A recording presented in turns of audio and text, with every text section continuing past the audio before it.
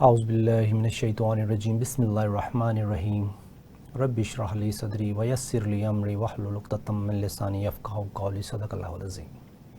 السلام علیکم ناظرین، شہزادہ شوکت پروگرام سنت و معیشت میں آپ کے ساتھ۔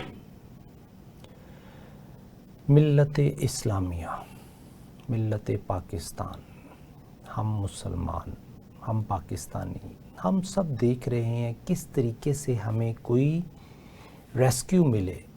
ہم مسلمان یہیں پوری دنیا کے انسان اس وقت فائنینشل غلام ہے سسٹم کے۔ ہر کوئی صبح اٹھتا ہے، بریک فاسٹ کرتا ہے، کام پہ بھاگتا ہے، تھوڑا سا لنچ کر کے کام سے واپس آتا ہے، تھوڑا ڈرنک کیا یا پیا، کھانا کھایا، سو گئے، صبح اٹھ کے پھر وہی کام، سویا کھایا کام کیا، سویا کھایا کام کیا، جو کام کیا اس کے لیے پیمنٹ کی اس سسٹم کو جس کے تحت وہ زندہ رہ رہا ہے۔ اسی طرح پاکستان میں بھی ہم اگر غریب دیکھیں تو 20 کروڑ لوگ یا تو غریب ہیں یا غربت کی لکیر سے نیچے ہیں یا لوئر مڈل کلاس کا حصہ ہیں، اور اس کے اوپر جو 4 کروڑ لوگ بچتے ہیں اس میں 2 کروڑ تو سرو کر رہے ہیں سٹرگلنگ فیز میں، اور باقی 2 کروڑ اس ایلیٹ کا حصہ ہیں جس میں کہ بیوروکریسی ہے، بزنس کمیونٹی ہے، پولیٹیکل کمیونٹی ہے، FBR سسٹم ہے، اسٹیٹ بینک آف پاکستان ہے، منسٹری آف فائنانس ہے اور حکومت وقت ہے۔ اگر ہم ناظرین ہسٹری کو دیکھیں، 2014-15 میں ایک آرٹیکل آیا تھا ایک ڈیٹ اور ڈیتھ ٹریپ کے نام سے۔ سید نیّر الدین صاحب نے وہ آرٹیکل لکھا پریس ریلیز میں اور کہا کہ جی جو ہماری انٹرسٹ پیمنٹ ہے وہ کچھ 1300 ارب کے قریب پہنچ گئی ہیں، جبکہ ہماری انکم 4000 ارب ہے، اور انہوں نے اس کو کہا ڈیتھ ٹریپ۔ اب اس وقت گراس انکم 4000 ارب تھی، آج گراس انکم 10 سال بعد 19000 ارب ہو گئی، اور وہ جو سود 1300 ارب تھا جس کو وہ ڈیتھ ٹریپ کہہ رہے تھے، آج سود پہنچ چکا 8200 ارب، پچھلے سال زیادہ تھا۔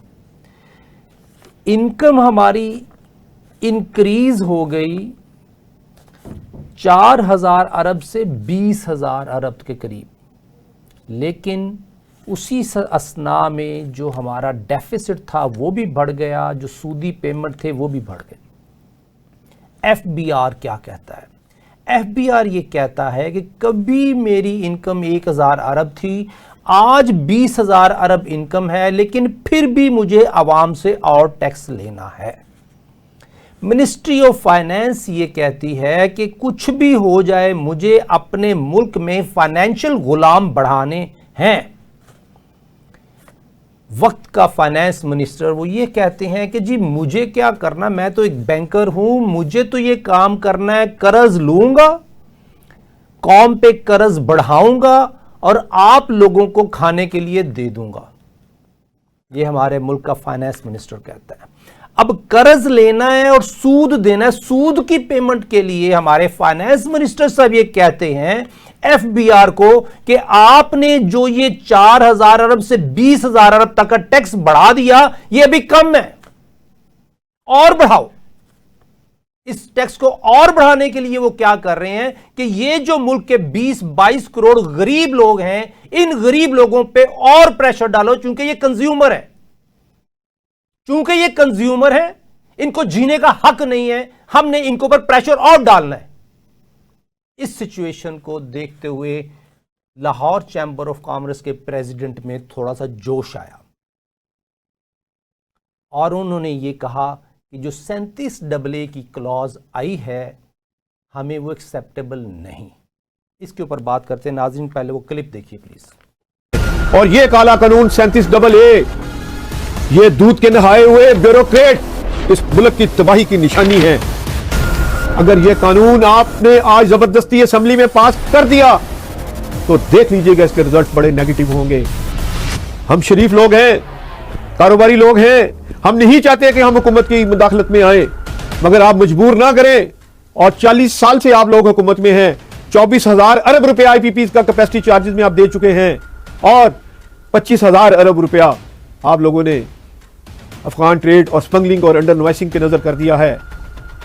कोई प्रोजेक्ट आपका कामयाब हो, रेलवे हो, PIA हो, स्टील मिल हो, साफ पानी हो, पास्को हो, दाखाने का महकमा हो, कोई एक प्रोजेक्ट ब्यूरोक्रेसी का कामयाब है तो बताइए। अगर आपने हथकड़ियां लगानी है तो सबसे पहले मुझे लगाएं, मैं तैयार हूं। आप करना क्या चाहते हैं? आप दहशतगर्द बनाना चाहते हैं कौम को? इस तरह ना करें। और ये प्राइम मिनिस्टर भी आप खुद 4 दफा बैठ चुके हैं, आपका खानदान इस पे, और 40 साल से आप लोगों की हुकूमतें चल रही हैं। वो ना हो श्रीलंका वाले हालात हो जाएं। आप मेहरबानी करें 37AA को, इस ताकतवर और नासूर को अभी फौरी तौर पे रिजेक्ट कर दें। नहीं, इतने अकलमंद हैं कि 3 साल में 37% गुर्बत की लकीर से आज 45% पे हम चले गए हैं। अगर यही हाल रहा तो इस साल हम 50% को टच कर जाएंगे। नाज़रीन, आपने क्लिप सुना? क्लिप के अंदर जो जज्बात थे president Lahore chamber of commerce के, वो अयां हैं कि उनको जो आखिरी डंडा नजर आ रहा है उसके तहत वो ये समझ रहे हैं कि अब हमारे लिए आगे काम करना मुमकिन नहीं। हमारे मुल्क से यकीन जानिए, मैं खुद चार्टर्ड अकाउंटेंट हूँ, फाइनेंशियल कंसल्टेंट हूँ, टैक्स एडवाइज़र हूँ। हमारे जो अब इन्वेस्टर, जो पाकिस्तानी बिजनेस कम्युनिटी ये कहती है कि हमें इस मुल्क में जीने का हक नहीं, हम सर्वाइव ही नहीं कर सकते। एक मसाला बेचने वाली कंपनी जो 20 रुपए का मसाला बेचती है, वो जब तक 150 या 140 130 का मसाला नहीं बेचती, वो 20 रुपए के मसाले के ऊपर 5-10 रुपए नहीं कमा सकता। क्योंकि 20 रुपए के मसाले के ऊपर पैकिंग कॉस्ट है, उसके बाद उसकी लॉजिस्टिक कॉस्ट है, उसके ऊपर आगे रिटेल प्रॉफिट है, ग्रॉस मार्जिन है, होलसेल का मार्जिन है, और उसके बाद इनकम टैक्स है, उसके बाद सेल टैक्स है, उसके बाद ड्यूटीज हैं, उसके बाद ऑक्ट्राई है, उसमें ट्रांसपोर्टेशन कॉस्ट है, उसके बाद कहीं जाके वो अपना मार्जिन ऐड करता है एक मसाला बनाने वाली कंपनी। इसी तरीके से दोस्त कहते हैं कि हम इस मुल्क को छोड़ के या चाइना चले जाएं या किसी और मुल्क में चले जाएं। जो सऊदीया पॉलिसीज दे रहा है फ्री जोन्स की, जो UAE दे रहा है अपने फ्री जोन्स की, या जो बांग्लादेश की बहरहाल किसी वक्त में वो अपनी फैसिलिटीज दे रहे थे, पूरी सिचुएशन को देखें तो हम पाकिस्तानियों के लिए एक बगावत या खूनरेजी या उसकी तरफ ले जाने की बात की जा रही है। इस मुल्क को अगर अल्लाह ने नवाजा है तो स्ट्रक्चरल रिफॉर्म ला के इसके डबल इनकम की जा सकती है। लेकिन जिन रिफॉर्म्स के तहत 2000 अरब से लेके आज 20,000 अरब इनकम गवर्नमेंट ऑफ पाकिस्तान ने अपनी क्रॉस कर ली, लेकिन उसी सिचुएशन को देखें तो उसी हिसाब से अपने एक्सपेंसेस भी डबल फोल्ड ट्रिपल फोल्ड कर दिए, जो कि समझ नहीं आते कि किस तरफ से कैसे एक्सपेंसेस को ट्रिपल फोल्ड किया जा रहा है। क्योंकि इंफॉर्मेशन भी कहीं ना कहीं कोई ना कोई गड़बड़ की जाती है। टेबल 11 कोई और इंफॉर्मेशन देता है, बजट में टेबल 1 कोई और इंफॉर्मेशन देता है। अगर हम देखें कि 3,287 अरब से डेफिसिट बढ़ के 7,849 अरब हो गया 2023-24 में, और 24-25 में 7,283 अरब का डेफिसिट रिपोर्ट कर रहा है बजट, और 25-26 में 6,501 का डेफिसिट रिपोर्ट कर रहा है बजट। ये तमाम बजट को देखा जाए, ऊपर अगर इंटरेस्ट इनकम को देखें तो exceptionally extra ordinary income interest दी जा रही है बैंकों को और लैंडर्स को, जिन लोगों ने गवर्नमेंट ऑफ पाकिस्तान को दिया हुआ है। और पावर प्लांट प्रोजेक्ट जो है उसमें जो इंटरेस्ट ली जाती है। नाज़रीन, सिर्फ और सिर्फ ये जो भी आपने प्रेसिडेंट साहब की बात सुनी कि 37AA के तहत गिरफ्तारियां होंगी, एक काला कानून है जिसमें कि बगैर बताए, पहले भी बगैर बताए पैसे ले लिए जाते थे, FBI पैसे लेके चला जाता था, क्योंकि उसके इंस्पेक्टर को पता चले कि इस अकाउंट में कोई ट्रांजैक्शन हुई है, उठा के ले जाएं, पैसे निकाल के ले जाएं। ना कि सिस्टम को ठीक नहीं करना। और दूसरी बात जो प्रेसिडेंट साहब ने की कि ब्यूरोक्रेसी आज तक एक प्रोजेक्ट बता दे जिसके तहत उन्होंने पाकिस्तानियों को बेनिफिट दिया हो। एक प्रोजेक्ट पावर प्लांट है, उसमें इंटरेस्ट है, एक्स्ट्रा ऑर्डिनरी आप कंज्यूमर से पैसे ले रहे हैं।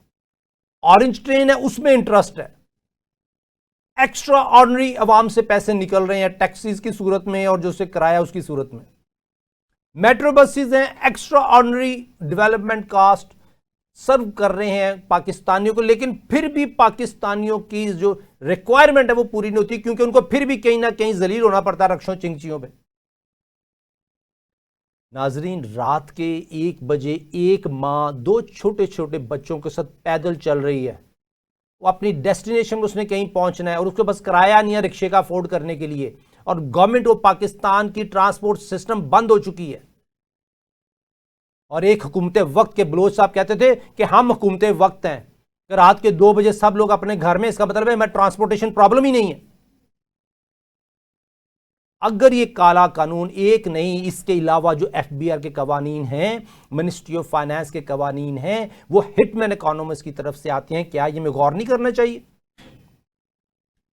پچھلے پروگرام میں عبدالرزاق صاحب جو ممبر آڈٹ تھے ایف بی آر میں، انہوں نے کیا رپورٹ کی؟ 9 ارب روپے کا قرض لیا گیا فارن آئی ایم ایف سے یا ورلڈ بینک سے، کسی ایک سے. وہ 9 ارب روپے پاکستانی ہم نے قرض لیا، اور اس کی سزا یہ تھی کہ اس کے بعد ان کی طرف سے ریفارم آنے شروع ہو گئے. جب میں نے یہ کہا عبدالرزاق صاحب کے بقول کہ منسٹری آف فائنانس کو کہ یہ کیوں لیا جا رہا ہے، کہتے نہیں یہ ہماری ایک پالیسی ہے، اس کے تحت ہم نے لینا ہی لینا یہ 9 ارب روپے. اور اس 9 ارب روپے کے بعد ہم لوگوں پہ کیا گزری کہ ہر آئے دن کوئی نہ کوئی گورا آگے بیٹھا ہوا ہم سے انفارمیشن لے رہا ہے اور ہمیں ہی ڈکٹیٹ کر رہے ہیں ہماری پالیسیز میں. اور جب ہم نے اس کو احتجاج کیا، نہیں آپ کو ہم ٹریننگ دیں گے انگلینڈ میں بلا کے، لٹرلی انگلینڈ میں بٹھا کے جو ٹریننگ دی گئی، وہ 18-22 سالہ ایک لڑکی آتی ہے کہ جی ہم آپ کو ٹریننگ دیں گے سیل ٹیکس ہوتا گیا ہے. عبدالرزاق صاحب F C A from chartered accountant from England, وہ کہتے ہیں جی سیل ٹیکس ہمیں پتہ ہے. کہتے ہیں اگر آپ کو پتہ ہے تو بس ٹریننگ ختم ہو گئی، آپ جائیں گھر. یہاں سے ایک ڈیلیگیشن جاتا ہے اربوں روپے خرچ کر کے اور انگلینڈ جاتا ہے، اور وہاں جا کے ٹریننگ کیا لیتا ہے ایک 18-22 سالہ لڑکی سے کہ سیل ٹیکس کیا ہے. یہ صرف وقت کا ضیاع، کہ حکومت وقت میں جو بیٹھے ہوئے ہیں، جو بیوروکریسی ہے، ان کے وقت کا ضیاع ہو تاکہ ہم پاکستانی اس کی سزا بھگتے ہیں. کیسے سزا بھگتے ہیں ناظرین؟ اگر میں آپ کو بتاؤں ہسٹری، انہی پالیسیز کے تحت 1950 سے 1970 تک جو ہم پہ قرض تھا وہ صرف اور صرف 30 ارب روپے تھا. اور 30 ارب روپے کا قرض، اس کا مطلب ہے کہ وہ 20 سالوں میں صرف 40 لاکھ روپے پر ڈے کے حساب سے ہم پہ قرض بڑھایا گیا. اس کی بھی پالیسی میں نے بتائی ہوئی آپ کو. لیکن بات یہاں ختم نہیں ہوتی ناظرین. اس کے بعد 1971 سے لے کے 1980 تک 10 سال کا پیریڈ ہے. اس میں جو 30 ارب روپے قرض تھا وہ 146 ارب روپے ہو گیا انہی پالیسیز کے تحت جو ایف بی آر اور منسٹری آف فائنانس لیتا تھا اس وقت. تو 116 ارب کا انکریز، جس کا مطلب ہے کہ 40 لاکھ روپے پر ڈے جو پچھلے 20 سالوں میں بڑھا تھا، اب وہ 3 کروڑ روپے پر ڈے کے حساب سے بڑھا 1971 سے 1980 تک. اس کا مطلب ہے بیوروکریسی ناکام رہی، گورنمنٹ آف پاکستان ناکام رہی، چاہے کوئی بھی آمریت تھی یا کوئی بھی مارشل اللہ تھا یا کوئی بھی حکومت تھی. اس کے ساتھ اگر ہم دیکھیں 1981 سے 1990 تک جو ہمارا قرض تھا وہ 146 ارب سے بڑھ کے 711 ارب ہو گیا. اگر 711 ارب ہو گیا تو ہمارا 565 ارب قرض میں اضافہ ہوا. اس کا مطلب یہ ہوا کہ 15 کروڑ اور 47 لاکھ روپے پر ڈے کے حساب سے بڑھا. جس کی بھی حکومت تھی 1971 سے 1980 میں 3 کروڑ روپے پر ڈے کے حساب سے قرض بڑھا ہم پاکستانیوں پہ، اور 1981 سے 1990 میں 15 کروڑ 47 لاکھ روپے کے حساب سے قرض بڑھا ہم پاکستانیوں پہ. اس کے بعد 1991 سے 2000 تک ناظرین 2.4 ٹریلین 2.4 خرب روپے قرض ہم پہ بڑھا جب حکومتیں جمہوریت میں تھیں، جب بیڈمنٹن کھیلا جا رہا تھا between People Party and Noon League. کبھی وہ حکومت آتی ہے کبھی وہ آ رہی ہے. اس اثنا میں ہم پاکستانیوں پہ قرض 2.4 خرب بڑھا، جس کا مطلب یہ ہے کہ 67 کروڑ روپے پر ڈے کے حساب سے ہم پاکستانی مقروض ہوئے. یاد رکھیے ناظرین، اس وقت 711 ارب قرض تھا 1990 میں. آج جو سود دے رہے ہیں وہ 8,250 ارب روپے سے سود ہے.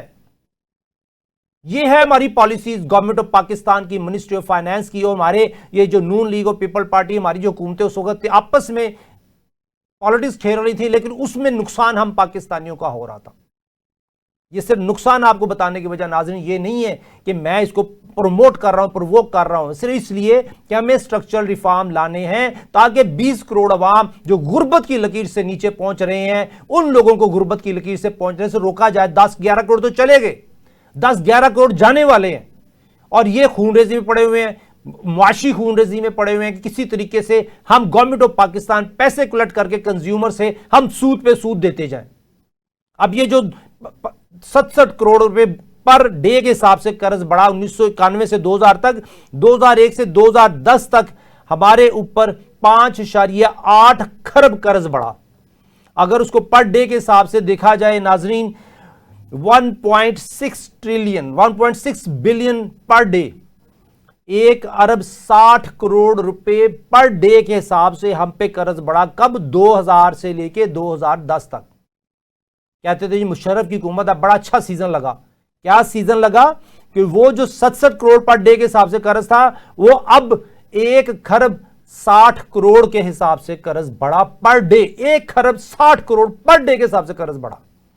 یہ کچھ بھی نہیں ناظرین، اسے اگلے 10 سال دیکھیں، 2011 سے 2020 تک 9 کھرب 74 کروڑ پر ڈے کے حساب سے ہم پہ قرض بڑھا۔ اس کے بعد اگلی پالیسیز دیکھیں، 2021-22 میں جو ہمارے پہ کرنچ آیا، ایک سچویشن ایسی کریٹ ہوئی جو پی ٹی آئی گورنمنٹ کی طرف سے تھی، اس میں ہم پہ 14 کھرب 76 کروڑ پر ڈے کے حساب سے قرض بڑھا۔ اس کے بعد پی ڈی ایم آئی جو پی ڈی ایم 1، اس میں 54 کھرب 74 کروڑ کے حساب سے ہم پہ پر ڈے کے حساب سے قرض بڑھا۔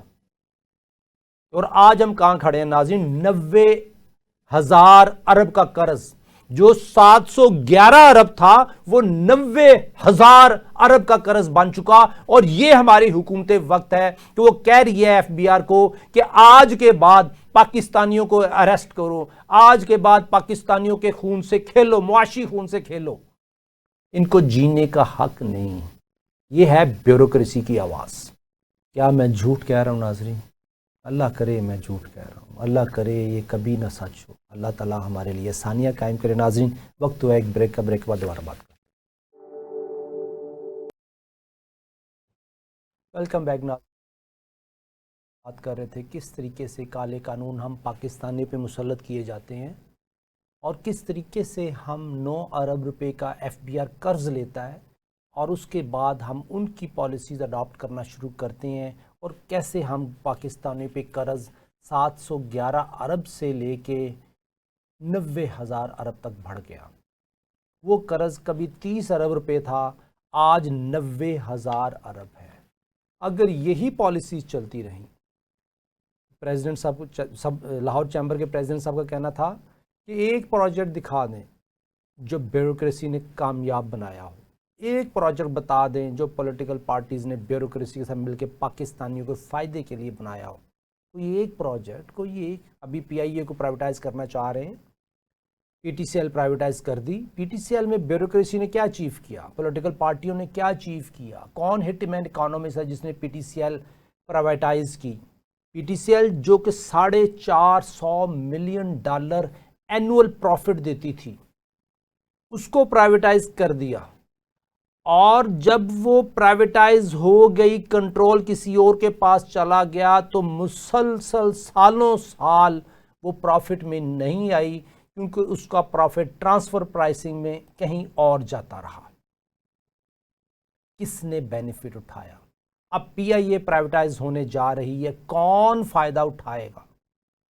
گورنمنٹ آف پاکستان، اگر پی آئی اے کی بکس دیکھیں پچھلے کئی سالوں کی، تو اس میں دیکھیں سب سے بڑا برڈن خرچ جو ہے اس پی آئی اے کے اوپر کائبر ریٹ بڑھنے کی وجہ سے سود کا ہے۔ اگر سود کا ایلیمنٹ نکال دیں تو اس کا کیا پروفٹ ہے، کیا لاس ہے۔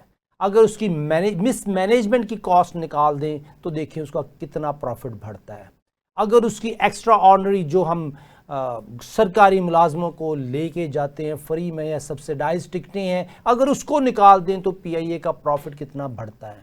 انشاءاللہ اس پہ ہم پروگرام کریں گے، لیکن آج کے پروگرام صرف اور صرف ہماری حکومت وقت سے درخواست ہے، منتی ہے کہ اگر آپ پاکستانیوں کا بھلا چاہتے ہیں تو آپ ایسی پالیسیز لائیں جس کے تحت اکانومی ڈاکومنٹ ہو، جس کے تحت ہمیں پتا ہو کہ 24 کروڑ عوام میں کس کے گھر میں آج رات چولہا جلا اور کس کے گھر میں نہیں جلا۔ ایسی ڈاکومنٹیشن حضرت عمر فاروق رضی اللہ تعالیٰ عنہ نے کی کہ پوری سلطنت میں کون لوگ ہیں جو بینیفیشری ہیں سسٹم کے، جن کو ضرورت ہے، اور کون لوگ ہیں جو کاروبار کر رہے ہیں اور کیسا کاروبار کر رہے ہیں، اور کون لوگ ہیں جو کہ کھاتے پیتے ہیں جن پہ زکوٰۃ اپلیکیبل ہے۔ یہ ڈاکومنٹیشن تھی مینول۔ آج تو ہمارے پاس سسٹمز ہیں، اوریکل ہے، سیپ ہے، ایس کیو ایل ہے، ہمارے پاس تک ای آر پی سسٹمز موجود ہیں۔ اربوں خربوں روپیہ اسٹیٹ بینک آف پاکستان دیتا ہے اور بینکس دیتے ہیں اپنی ڈاکومنٹیشن کے لیے، لیکن حکومت وقت نے یوٹیلیٹی سٹور کی ڈاکومنٹیشن کرنے کے لیے کبھی فنڈز نہیں دیے۔ حکومت وقت نے پاکستان ریلوے کی ڈاکومنٹیشن پراپر کرنے کے لیے کبھی بھی فنڈز نہیں دیے۔ حکومت وقت نے پی آئی اے کی پراپر ڈاکومنٹیشن کبھی نہیں ہونے دی۔ کیوں؟ کہ اس کے بینیفیشری کوئی اور ہیں۔ لیکن ہم نے سٹرکچرل ریفارم ایسے لانے ہیں کہ 37AA جیسے قوانین اگر آئیں تو واقعی چور کو پکڑیں، نہ کہ معصوم کو پکڑیں۔ 37AA قانون چور کو پکڑنے کے لیے ہونا چاہیے، نہ کہ معصوم کو پکڑنے کے لیے۔ لیکن جب آپ قانون ایسا بنائیں گے کہ سروائیول کے لیے ہر ایک کو اپنے آپ کو بچانے کے لیے کوئی نہ کوئی سچویشن کریٹ کرنی پڑے جس میں اس نے اپنے بکس آف اکاؤنٹ کو ہائیڈ کرنا ہے تاکہ وہ پروفٹ کما سکے، کہ 20 روپے کا مسالہ ہے اور 130 میں بیچنا ہے۔ کتنے 5 ٹائم ہے جو کہ کیپٹل گین ہے، پروفٹ ہے، نیٹ پروفٹ ہے، گراس پروفٹ ہے، ٹیکسز ہیں جو کہ لے کے جاتے ہیں انٹرمیڈیٹ سے، لیکن کس کی جیب سے نکلتا ہے؟ پاکستانی کی جیب سے نکلتا ہے۔ ایک فقیر اگر ماچس کی ڈبیا خریدنے گیا ہے تو اس نے اس مینوفیکچرر کا پروفٹ بھی فائنینس کیا ہے۔ یہ ہے ہمارا آج کا سسٹم۔ حضرت عمر علیہ السلام، حضرت عمر رضی اللہ تعالیٰ عنہ کے دور میں جو فلو آف ویلتھ تھا وہ امیروں سے غریب تک جاتا تھا تاکہ ضرورت مند کوئی نہ رہے۔ ہمارے ملک میں اس پوری دنیا کا سسٹم ہے کہ کنزیومر سے یہ فلو آف ویلتھ جاتا ہے گورنمنٹ تک۔ سٹرکچرل ریفارم ناظرین بہت ضروری ہیں۔ اگر ہماری حکومت، شہباز شریف صاحب، آپ کے ٹیبل پہ ایک SEZ بھی پڑا ہوا ہے، اسپیشل اکنامک زون اپروول کے لیے پڑا ہوا، وہ نیچے سے اوپر تک فائل گئی ہوئی ہے، لیکن چونکہ اس فائل میں کوئی نہ کوئی لکونہ رکھا گیا، کسی نہ کسی نے اپنا بینیفٹ اٹھانا ہے، وہ فائل آپ کی ٹیبل تک تو پہنچ گئی لیکن اس کی حقیقت نہیں، اپروول نہیں ہوئی۔ چمن SEZ ایک لایا گیا نوٹیفیکیشن، کیبنٹ نوٹیفیکیشن ایشو کرتی ہے کہ بلوچستان کے لوگوں کو خوشحالی دینے کے لیے وہاں پہ اسپیشل اکنامک زون لگایا جائے گا، لیکن اس اسپیشل اکنامک زون کی پروونشل لیول پہ، فیڈرل لیول پہ اپروول نہ دی گئی۔ وجوہات کیا ہیں آپ پتا کریں کہ بلوچستان کے لوگوں کو غربت سے نکالنے کے لیے اگر کوئی اسپیشل اکنامک زون کی نوٹیفیکیشن بھی ایشو ہو گیا ہے، لیکن بیوروکریسی جو بیٹھی ہوئی ہے کہ جی ہم کیوں اپروو کریں؟ کون لوگ ہیں یہ ہٹ مین اکانومسٹ؟ جو PPP کا ہیڈ ہے وہ کام کیوں نہیں ہونے دیتا؟ کیا وجہ ہے؟ وہ پچھلے کئی دہائیوں سے وہ کسی نہ کسی ہر پولیٹیکل گورنمنٹ میں کہیں نہ کہیں بیٹھا ہوا ہے سیٹ پہ، لیکن وہ کام نہیں ہونے دیتا۔ کیا وجہ ہے؟ کیا وہ ہٹ مین اکانومسٹ تو نہیں؟ کون ہے بیوروکریسی میں جو گورنمنٹ آف پاکستان کے ہیلپر ہیں اور پاکستانیوں کے ویل وشر ہیں؟ میری ایک استدعا ہے، ایک ریکویسٹ ہے، ایک منتی ہے کہ سٹرکچرل ریفارم میں بینیفیشری اگر پاکستانی کو بنا دیں، وہ جو پاکستانی بینیفٹ لے گا اس کے بعد 37AA کیا 37AAA قانون بنا دیں کہ ہم نے انشور کیا ہے کہ پاکستانی کو بینیفٹ ملے۔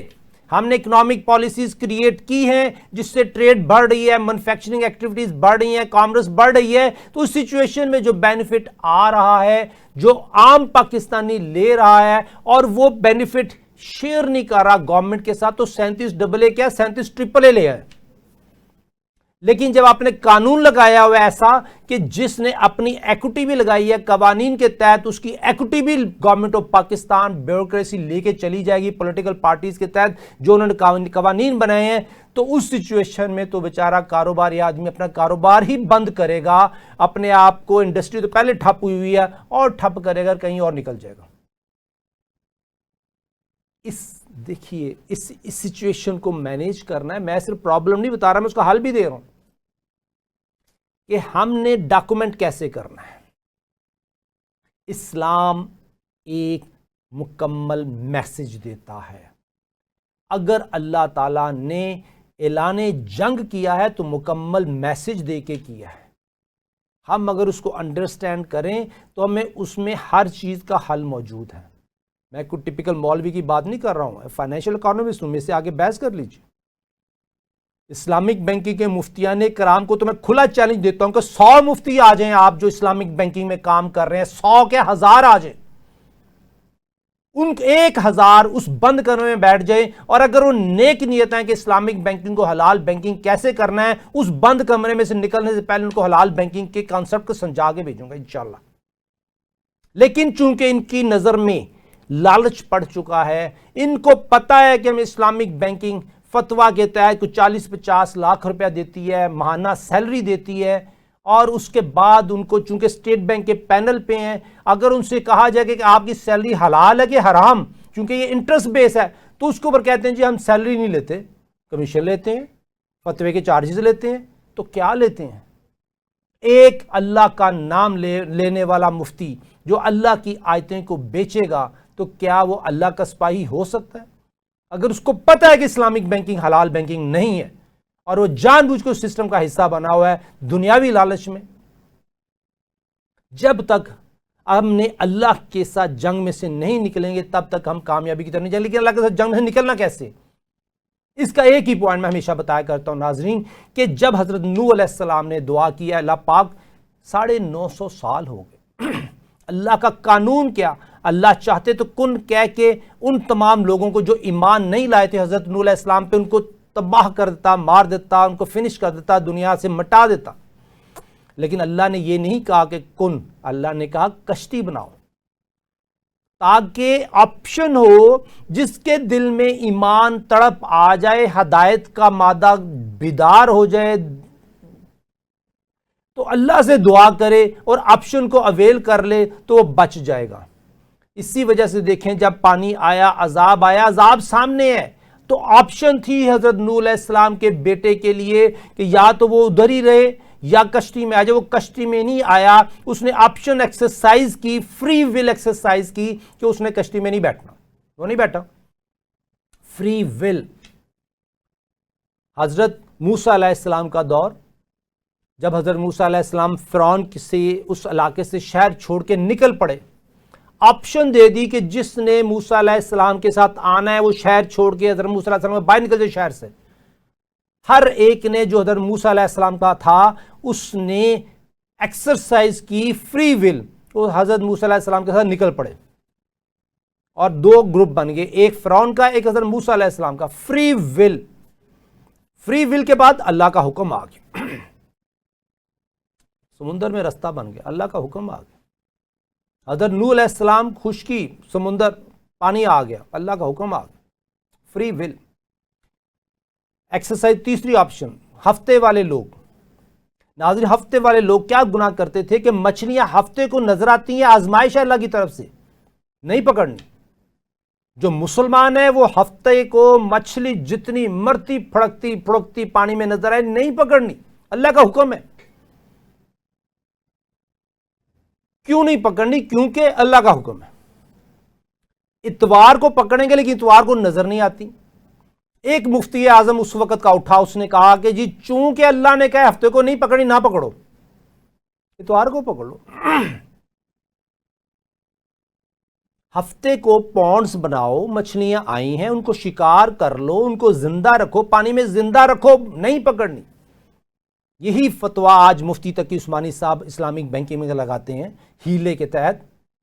اللہ نے اس کو گناہ کہا قرآن مجید میں، میری نظر میں یہ فتنہ کریٹ کر دیا اسلامک بینکنگ کا، کہ جس میں کہ آپ نے بینکنگ تو کرنی ہے لیکن اس کو ہیلے کے تحت اسلامی حلال کرنے کی کوشش کرنی ہے۔ لیکن اللہ نے قرآن میں ہفتے والے گناہ کو حلال نہیں کہا۔ جب انہوں نے اتوار والے دن مچھلیاں پکڑ لیں، زندہ پونڈ سے نکال لیں اور خوشی خوشی تجارت کی کہ یہ حلال ہے، اللہ کے ہاں یہ حلال نہیں تھا، یہ ہیلا حلال نہیں ہے۔ ہیلے کے تحت حرام کو حلال نہیں کیا جا سکتا۔ تو سلوشن کیا ہوا ناظرین، کہ یہ گناہ بڑھتا گیا۔ ایک ایسا انویسٹمنٹ جو مچھلیوں سے، جو حرام کے دن میں یعنی کہ ہفتے والے دن ٹریپ کر کے اتوار کو مچھلیاں لے کے بازار میں بیچتے تھے، وہ گروہ امیر سے امیر تر ہوتا گیا۔ لیکن اللہ کی طرف سے حکم نہیں آیا، کوئی سزا نہیں ملی۔ ایک وہ گروہ جو اس کا چمچہ تھا، جو اس کا سرکاری ملازم تھا، جو اس کو سپورٹ کرتا تھا، جو اس کا حامی تھا، یا جو اس کو کچھ نہیں کہتا تھا لیکن پارٹ آف بینیفٹ میں کہیں نہ کہیں بینیفیشری تھا، ایک وہ گروہ تھا جو کہہ رہا تھا ہاں سانو کی یہ گناہ تو یہ کر رہے ہیں، میں تو نہیں کر رہا، میں تو اسے ٹریڈنگ کر رہا ہوں۔ گناہ تو اس نے کیا ہے جس نے مچھلیاں پاؤنڈز میں ٹریپ کر کے اور ہفتے والے دن ٹریپ کر کے اتوار کو لا کے مجھے دی ہیں، میں تو اس سے خرید رہا ہوں، میں نے تو گناہ نہیں کیا۔ جس طرح آج کا بینکر جو بیٹھا ہوا ہے، جو سرو کر رہا ہے بینکنگ سسٹم کو، وہ کہتا ہے میں تو نہیں سود کھا رہا، میں تو محنت ہی کما رہا ہوں۔ وہاں پہ بھی ایک گروہ تھا جو کہ ہفتے والے دن ٹریپ کر کے مچھلیاں پکڑتا تھا، دوسرا گروہ اس کو سپورٹ میں تھا، اور تیسرا کہہ رہے تھے کہ یہ گناہ ہے، غلط ہے، گناہ ہے، غلط ہے، ہیلا ہے، گناہ ہے، غلط ہے، ہیلا ہے۔ سزا اللہ کی طرف سے نہیں آئی۔ سزا کب آئی؟ جب کسی اللہ کے ولی کے دل میں اللہ نے بات ڈالی کہ دیواریں بنا لو، دیواریں بنائی گئیں تو پھر free will I, free will, کہ اب آپشن ہے کہ جس نے اس گروہ کا حصہ بننا ہے اس گروہ میں چلا جائے، جس نے اس کشتی میں آنا ہے، اس دیوار کے اندر آنا ہے، اس دیوار میں آ جائے۔ جب فری ول ایکسرسائز ہو گئی تو اللہ کی طرف سے حکم آ گیا، کیونکہ تمام انسانوں نے جو اس وقت اس بنی اسرائیل کے جو تھے اس گروہ میں، ہفتے والے میں، جن لوگوں نے ایکسرسائز کر لی آپشن کہ انہوں نے ہفتے والا گناہ کرنے والے لوگوں میں شامل نہیں ہونا اور دیوار کے دوسری طرف آ کے اپنے آپ کو آئسولیٹ کر لیا، اپنی اکنامک ایکٹیویٹیز کو آئسولیٹ کر لیا، حرام سے بچنے کے لیے حلال کی ایکٹیویٹیز علیحدہ کر لیں، اس دن اللہ کی مدد آ گئی۔ تو ناظرین، میں نے بھی یہی chief justice of federal Shariah court of Pakistan سے ریکویسٹ کی، مدعا بیان کیا کہ ہمیں اپنا پلیٹ فارم دے دو، اپنی کشتی دے دو، اپنی علاقہ دے دو، ہمیں اپنی دیواریں بنانے دو تاکہ ہم اپنی اکنامک ایکٹیویٹی سمال چھوٹے سے شروع کریں۔ حضور صلی اللہ علیہ وسلم نے جب مدینہ پاک میں ہجرت کی تو یہودیوں کے بازار میں بہتان، بہت زیادہ ظلم تھا۔ حضور نبی کریم صلی اللہ علیہ وسلم نے اپنا بازار، اپنا خیمہ بنایا، اس خیمے میں حضور صلی اللہ علیہ وسلم نے اپنی ایکٹیویٹیز شروع کی اور حکم دیا کہ اس خیمے کے یہ قوانین ہے کہ کسی کے ساتھ معاشی ناانصافی نہیں ہونی چاہیے، اور یہودیوں کو، عیسائیوں کو اجازت تھی کہ اس بازار میں کاروبار کر سکتے ہیں، لیکن مسلمانوں کو اجازت نہیں تھی کہ یہودیوں کے بازار میں جا کے کاروبار کریں۔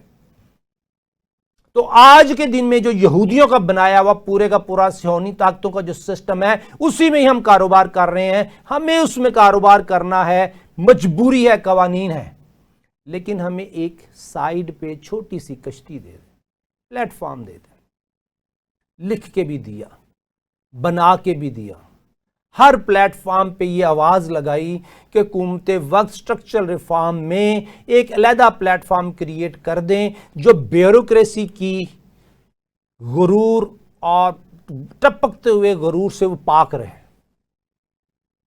حلال لوگ اس میں اپنی انویسٹمنٹ کریں، اللہ کے بھروسے انویسٹمنٹ کریں، اللہ کو اپنا رب مانتے ہوئے انویسٹمنٹ کریں، شرک سے پاک انویسٹمنٹ کریں۔ اس انویسٹمنٹ میں پھر اللہ خود ہی برکت ڈالے گا۔ جب فری ول آ جائے گی، ایکسرسائز کر لی جائے گی، تو ہر گروہ اپنی طرف بھاگے گا۔ جس نے اس ایگزسٹنگ سسٹم کا حصہ بننا ہے وہ اس میں رہے، جس نے اس نئے سسٹم میں، نئے خیمے میں حصہ بننا ہے اس میں آ جائے۔ جب یہ آئے گا تو جو 20 کروڑ عوام ہیں، اس نے سب سے پہلا کام ڈاکومنٹیشن کرنی ہے کہ 20 کروڑ عوام کی ڈاکومنٹیشن کرے گا تاکہ کسی کے گھر کا چولہا اگر بند ہوا ہے تو کیوں ہوا ہے، کوئی بھوکا تو نہیں سویا۔ سب سے پہلا کام یہ ہوگا کہ 20 کروڑ لوگ کے گھر میں کس طریقے سے روٹی پہنچانی ہے، اس کا بھی انتظام انشاءاللہ اللہ کرے۔ میری اللہ سے دعا ہے کہ ہمارے حکمرانوں کو یہ توفیق دے کہ وہ اس پاکستان کے لیے، ان پاکستانیوں کے لیے کوئی اچھی پالیسیز بنا دیں تاکہ وہ دنیا اور آخرت میں سرخرو ہو سکیں۔ اجازت دیجیے، اللہ حافظ۔